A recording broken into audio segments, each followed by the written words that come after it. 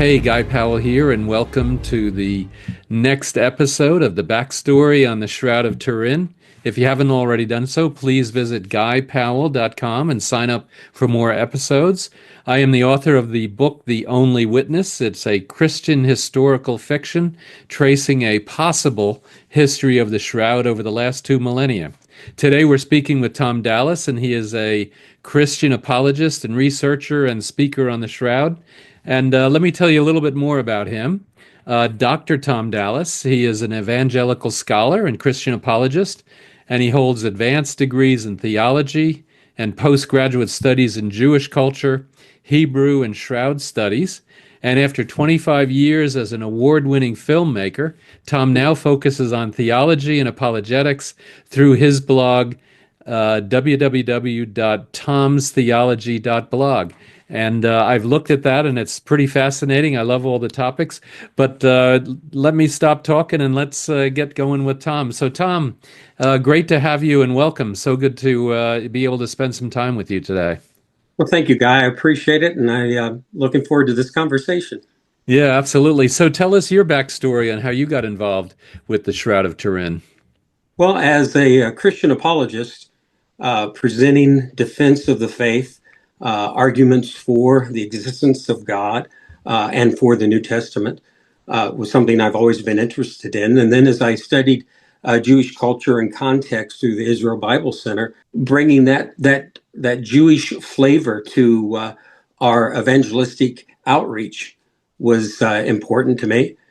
The Shroud just naturally fit in there. You know, I remember back when I was in college in the 70s when everyone was really excited about the Shroud because of the STIRP findings and all.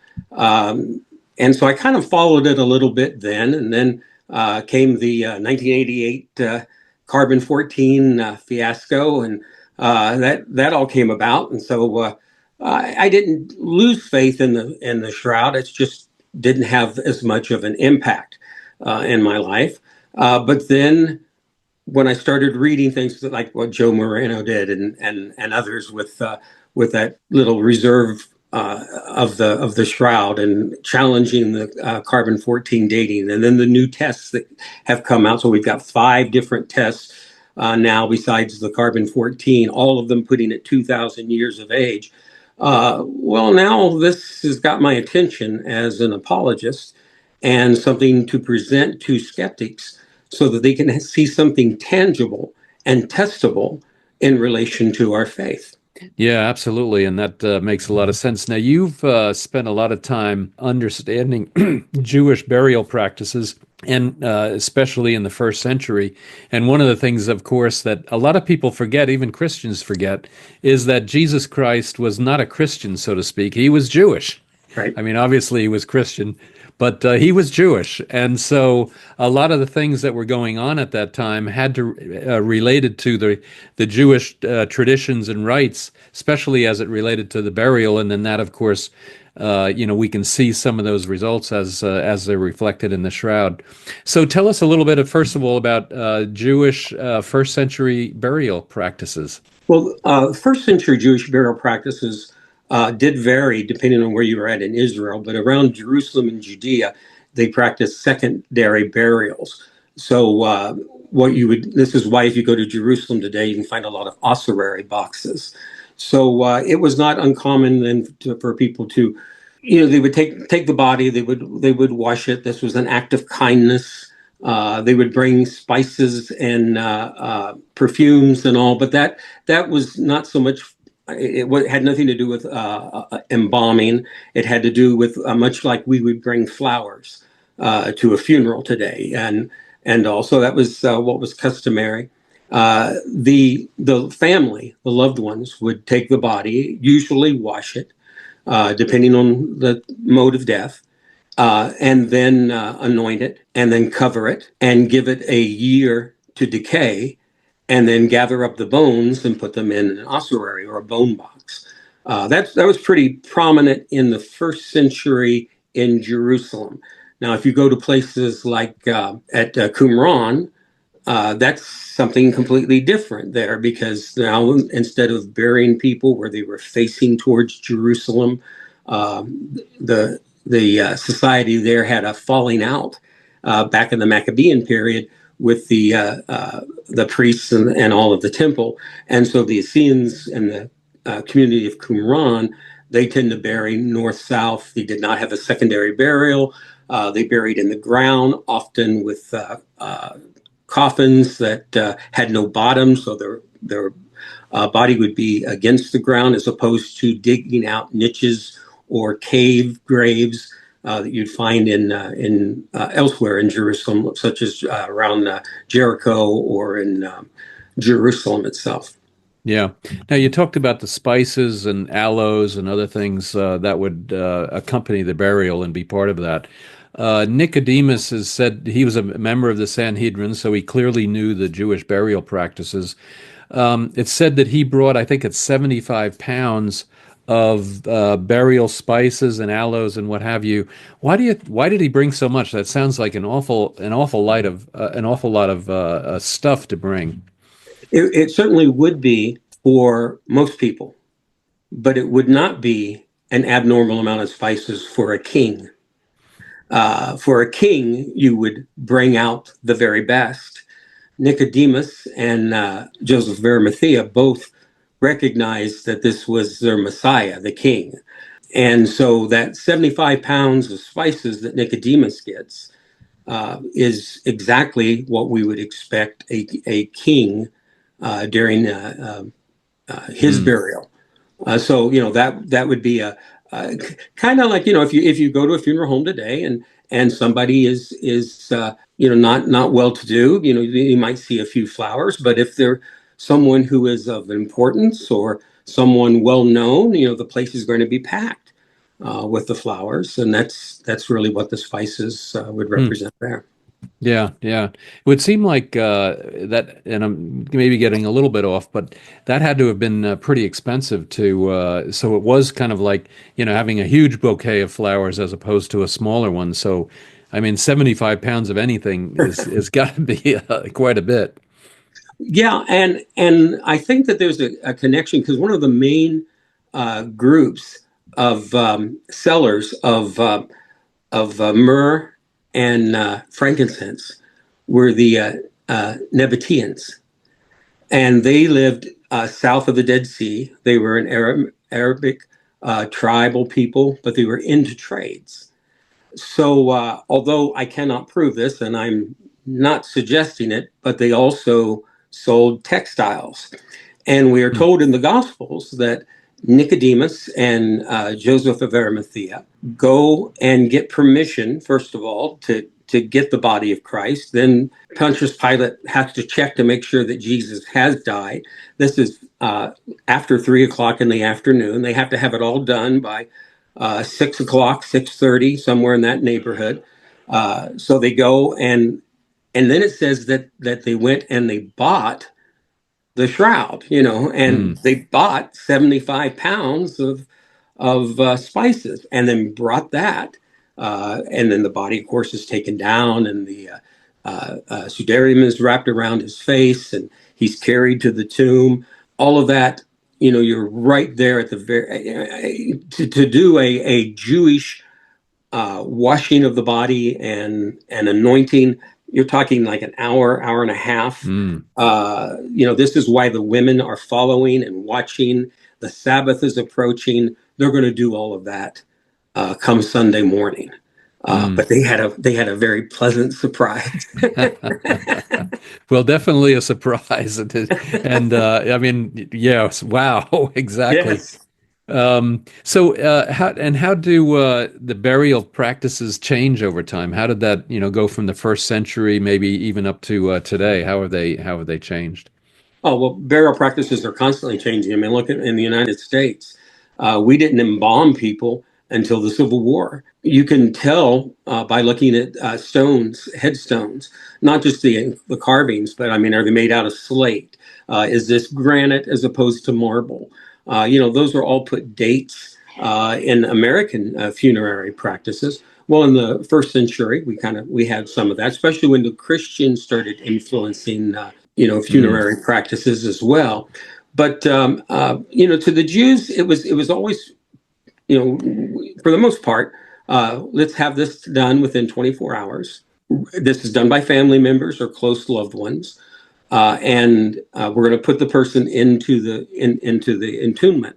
It's that first year that is really unique to that period. This is one of the reasons. Well, it ends by 70 A.D. because we have the destruction of the temple and the expulsion of the Jews out of Israel. But up until then, they would do this secondary burial, and in Jewish theology, a person is atoning for their sins constantly, and even in death. So when you die and your body is decaying, that is a type of atonement for one's own personal sins. So the year later, whenever the body has decayed and the bones are left, and they go in and they gather up the bones, we think that kind of strange. They certainly would think us embalming somebody and going and looking at them, at a funeral home would be strange. But what they would do, they saw that as a time of rejoicing, because that means that their loved one is no longer suffering. And so they could be gathering up their bones. They would put them in an ossuary box. In older times in Israel, what they would do is they would gather up those bones and put them in one spot with all the other family members. And this is where the expression "they were gathered to their fathers" comes from. So they literally took that, or they took that very literally, that they would gather up the bones and put them with their forefathers. Yeah. So now, was it usual for a shroud to be put over the body? Was that typical, or was that only then for a king, like a kingly burial that Joseph of Arimathea and Nicodemus were trying to replicate with Jesus? Or what can you talk about there?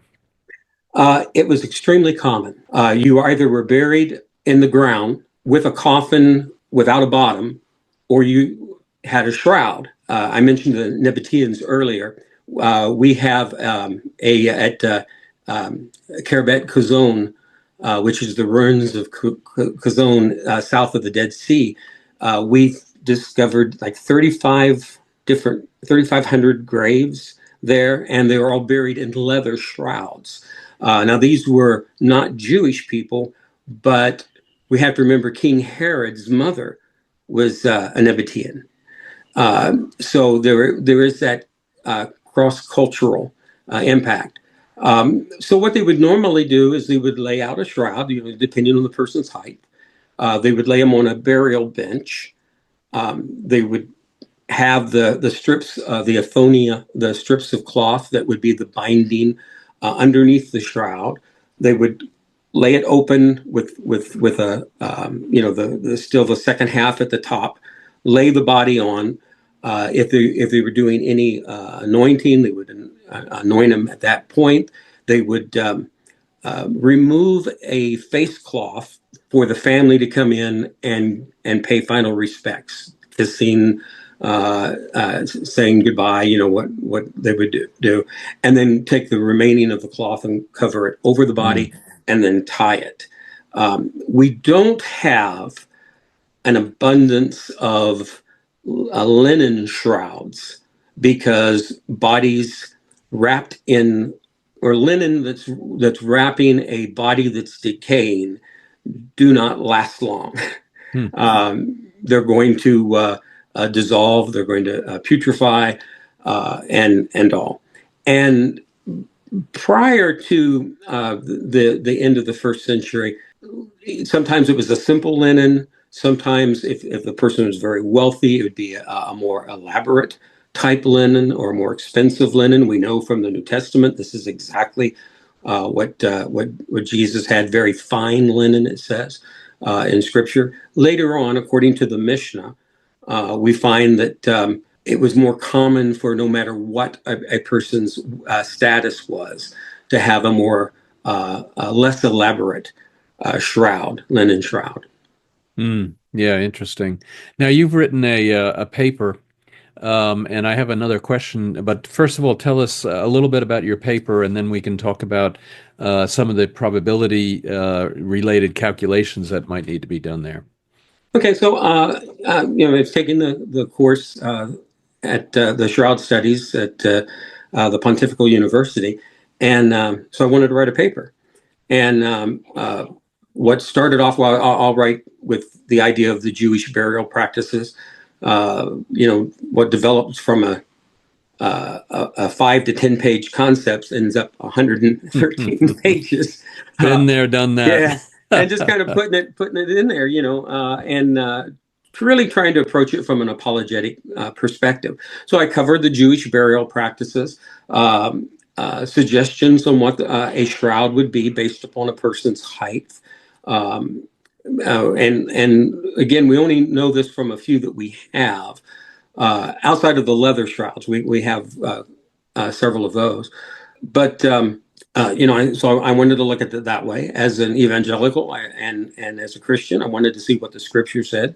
So I also go through the scriptural accounts in the Gospels. Then, are there any other possibilities of other references in the New Testament? I do think that Galatians chapter 3, verse 1 is a reference to the shroud, that before whose eyes Jesus Christ evidently crucified. Well, how did these Galatians see the crucified Christ? It's either through the eye of faith, or they had something in front of them that they could see, and I think there's good evidence to say that was the burial cloth of Christ at that time.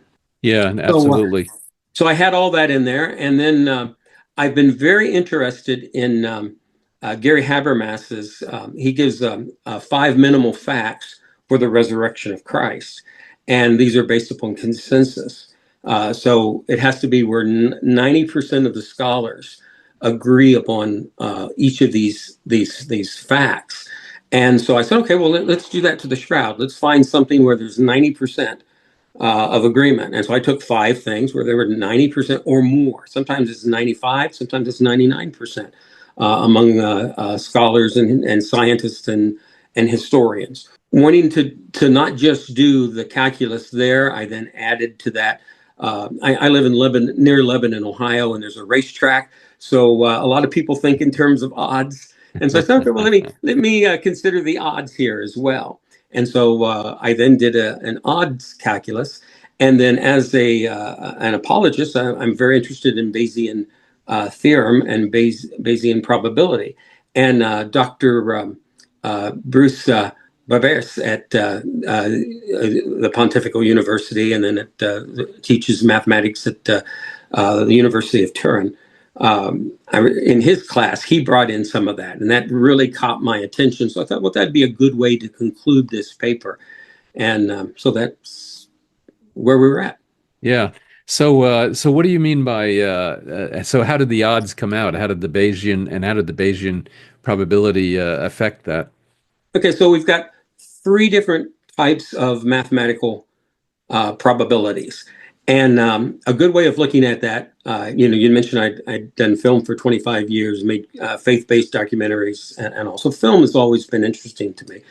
So suppose there's a great adventure movie, and you hear that this movie has come out, and you get 10 of your friends together who you've always talked to about films, and you know that they're very informed about films.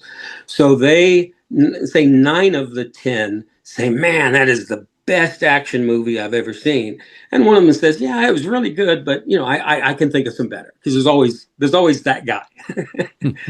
Well, now you have a consensus of people that you trust on that. But now you do a little more research and you find out that, hey, this action movie was directed by one of your favorite directors. And you have seen, the last 12 of his action movies were fantastic. You have to go way back to find the 13th one that wasn't. So now your odds are 12 to 1 that this is going to be a great movie. You've got a consensus of your friends. You've got your odds calculated together. You're looking at it and say, okay, this will be great. Bayesian probability is based upon new information that comes in. So you say, well, let me double check and see if there's a trailer. So you watch the trailer and you find that maybe there are 3 official trailers, and each one just draws you more and more into that film. Well, now you've had personal experience by seeing a little bit of what this film is going to be like. So chances are this is going to be a great movie. So when we add those things together, this is how we draw from a different perspectives. So the consensus, I took 5 points. I'm trying to look here real fast to see if I've got them up on this thing. Okay, so you go into a courtroom, and so you have five witnesses. So maybe your first witness is an art expert, comes in and testifies, and your second witness is a blood chemist, and comes in and testifies, and your third expert is a historian. Then you have a fourth one comes in, and maybe they know all about photography and what is real art and what isn't, and what would actually make a photographic image on it. And then on your fifth one, you bring in a textile expert. Well, all of these are experts together that draw a consensus, but each one in their own field. And so that's basically what I did. I took the 5, that the shroud is not done by paint or any art form or rubbing or something like that. That's my art expert. We know that there was blood that's consistent with human blood on the shroud. So that's about 95% consensus in agreement with that. A historian looking at how the Byzantine art matches the shroud, and the coins and all that was certain. Well, that's 90% in agreement. Then the photographer, well, we know that the shroud is not just an image; it is a negative image, so that when you take a photo of it, the negative becomes a positive. That's 99% of scholars recognize this. And then the textile experts, that this has got pollen on it and soil from Jerusalem, and the type of weave and all of that combined. So I took those 5 and we combined them, and with each one, your odds get stronger. So if you're playing roulette, and I don't play roulette, but so I had to look this up. There are 38 spots on a roulette wheel, 1 0, a double 0, and then 1 through 36. You put the little marble in there, it spins around. Your chances of getting that once is 1 out of 38. That's simple odds. But to get your number that you call 5 times in a row, well, now your odds have completely shifted. It becomes 1 out of 15 million to get 5 times in a row. Well, that has something to do with it, that we have a consensus of agreement. We look at the odds, and then introduce Bayesian probability. And I took those 5 things, but I didn't want to leave it with just the 5. So I added 25 more to that list, and then I did the opposite of what would it take for a forger to be able to do this. Not just 5 things, but 30 things that forger has to get right. When you do the Bayesian calculus, and again, I'm not smart enough to do the Bayesian calculus myself. I just took the raw data and put it into a program and let the program do the work for me. So when I did that on those 30 things for a forger to come up with that, I mean, how a forger 500 years before photography comes around knows to make a positive negative. Before we have the V8. The VP8. VP8 imagery. where you're doing the shadowing and stuff, to be able to know to do that. A forger who is cunning enough to be able to put blood on the object prior to making the image itself. And then a forger who is so smart that they were able to make that on just the outmost microns of that. So I have 30 of these things like that.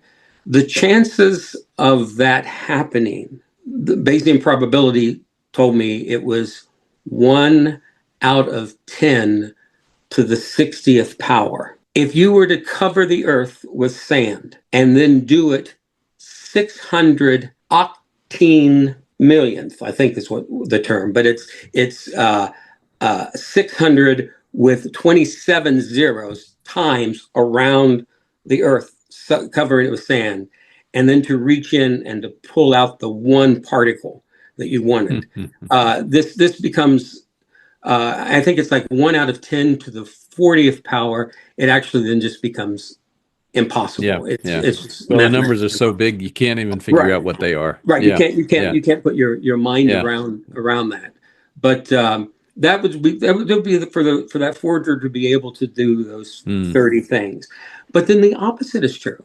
When you have the 30 things that the shroud does have, that we know, that speak to it being genuine, the odds were 99.99999% accurate.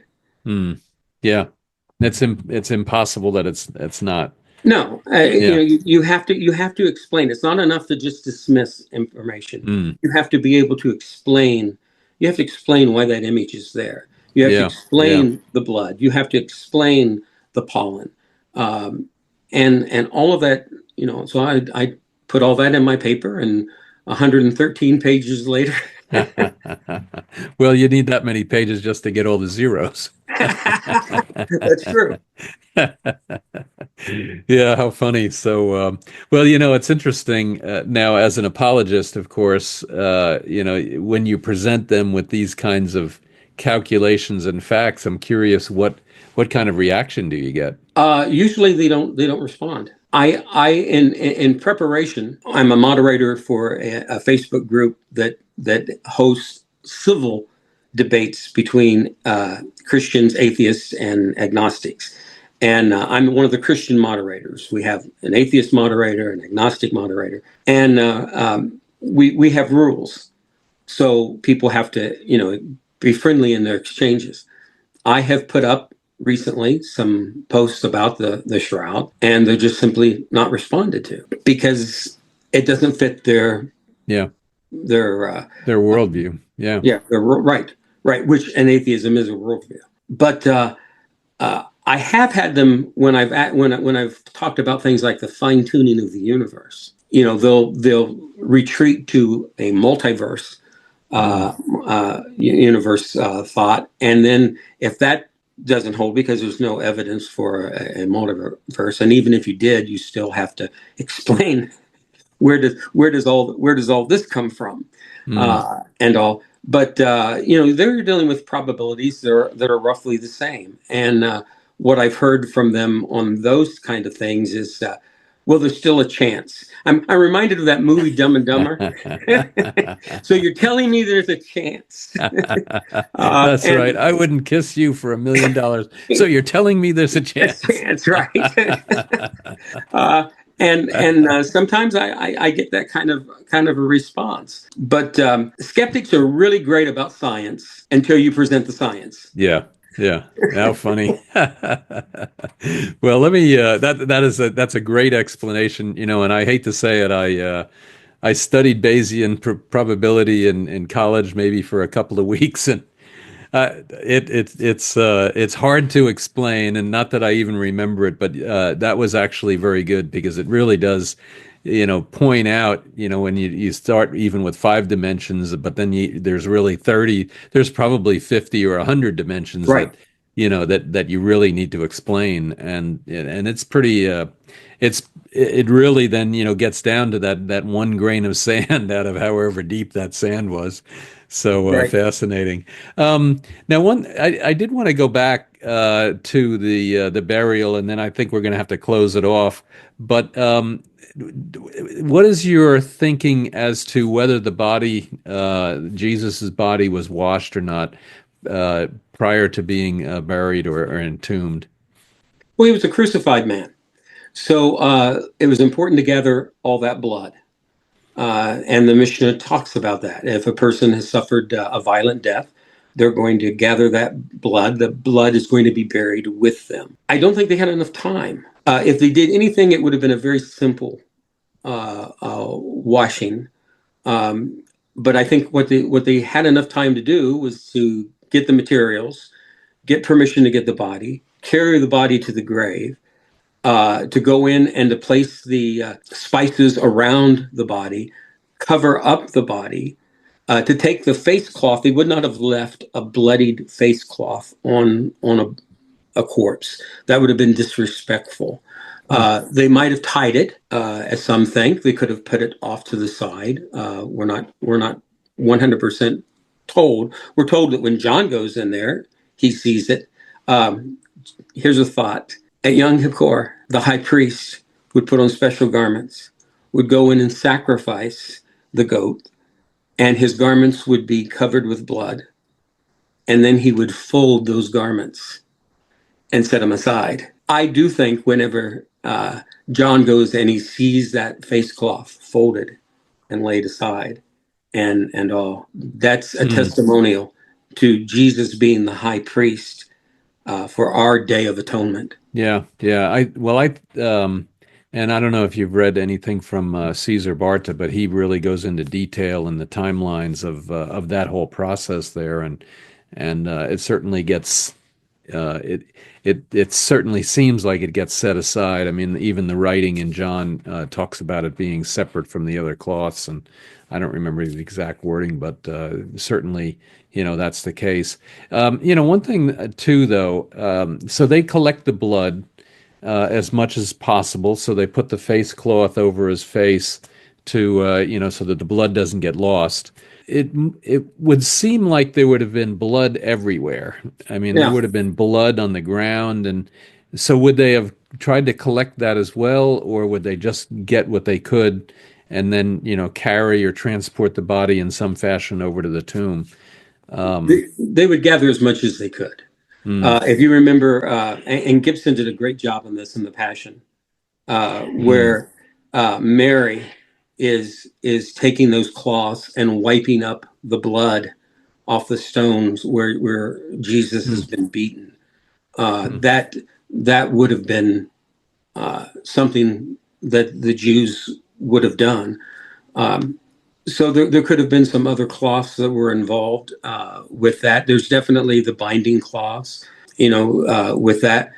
And contrary to what some people think, dead bodies do bleed. When you put holes in a body, blood comes out. Now it doesn't come out like it does. And of course, that's one of the things about the shroud too, is we are able to determine that there's active blood and postmortem blood because of clotting and all. And it would take about depending on how deep the wounds were. Obviously, when you have wounds in the side that go all the way through, or in the side or of the body, and then in the hands or in the palms, you would definitely have more blood there. As the scourging would have caused a great deal of blood, and they would have tried to gather that up, but some of that would have dried while he's up on the cross. Right. Yeah, very interesting. Well, and that it all makes sense, and it also, the other thing is it correlates with the writings that are in the four gospels about the burial and the passion. Tom, I'd love to keep going, but I've unfortunately, there's only so much time in the day, and I think we could talk for hours. You've done some amazing work, and really very interesting in terms of understanding the Jewish burial practices, and then how Jesus may have been buried, and how it's then reflected in the shroud and some of the other writings from the Gospels. Very, very interesting. Really appreciate it. Well, thank you. And anyone who wants to read the paper, it's up on my website, on my blog site. It's free. I don't charge for anything. You just go down, you see it's called Sacred Threads, and and you're invited to read it and let me know what you think. Yeah, absolutely. I've looked through a little bit of it. I didn't get all the way through it. I apologize for that, but I definitely will. It's definitely an important piece of the puzzle as we're all Shroudists trying to understand, all of the different pieces that go together that's represented in the Shroud. Tom, thank you so much. Really appreciate it. And again, what is the URL for your website? So www.tomstheology, all one word, .blog. So Tom's Theology blog. Fantastic. Tom'sTheology.blog. Well, thank you so much. I really appreciate it. And for the audience, certainly please stay tuned for many other videos in this series of the backstory on the Shroud of Turin. And if you like this video, please rate it with 5 stars. Tom, thank you so much. I really appreciate it. Thank you, Guy. I appreciate it too.